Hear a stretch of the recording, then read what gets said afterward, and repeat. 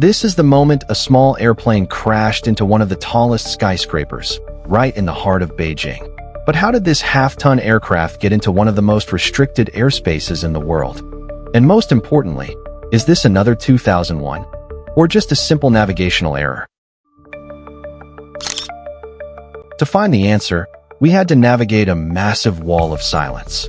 At exactly 5:55 p.m. on Friday, June 26th, in the evening rush hour at the bustling Chaoyang Business District, a loud sudden explosion was heard across the highway as a light plane slammed straight into the 65th floor of the 528-meter CITIC Tower, globally known as China Zun.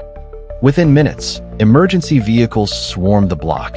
Security forces immediately moved in, forcing bystanders to delete their cell phone footage while video clips and search terms for the building were systematically scrubbed from Chinese social media platforms like Xiaohongshu and Weibo.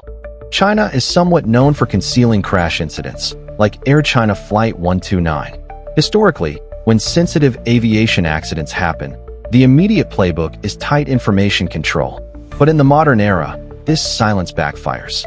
By the time Chaoyang District officials finally released a brief statement confirming the pilot was killed and 13 people on the ground were injured, the lack of transparency had already fueled wild conspiracies worldwide. On one hand, the case for a mechanical defect or pilot error is grounded in technical reality. Flight tracking data from Flightradar 24 confirmed the aircraft was a Sunward SA-60L Aurora, bearing registration B12PP. A lightweight, Chinese-built sport trainer about the size and weight of a small car. The flight took off from Chaoyang Airport, located about 50 kilometers east of the capital. When you fly a light composite aircraft among massive high-rises, a sudden engine failure, an unexpected loss of engine power, or unpredictable wind currents swirling between the buildings could easily cause a pilot to lose control, sending it into an unrecoverable dive. But to understand why investigators are looking past a simple error, you have to look at the man behind the controls. Captain Liu Junhua. Records reveal the aircraft was operated under the Eastern Pioneer Flight School, where Liu was flying solo, far from an inexperienced student. Background checks showed deep ties to the target itself. Open-source intelligence analysts quickly traced corporate logs linking Liu as an employee connected to a subsidiary of China CITIC Bank, the exact state-owned financial mega-conglomerate headquartered right inside the CITIC Tower. Now you can understand where this is going.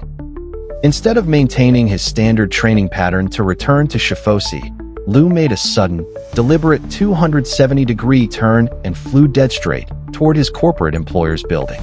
This brings us to the most terrifying angle for Beijing, an absolute breakdown of capital air defense. Beijing's airspace isn't just monitored, it's completely locked down.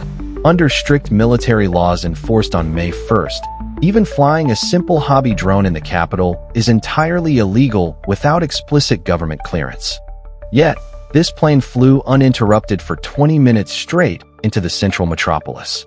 Adding to the mystery, unconfirmed aviation reports suggest the aircraft's transponder was manually shut off just minutes before the final impact. Whether it was a tragic structural failure or a calculated, deliberate act of protest, the frantic rush to censor the event proves how desperate authorities are to mask this severe airspace breach, leaving the rest of the world to look at the new scar on Beijing's skyline.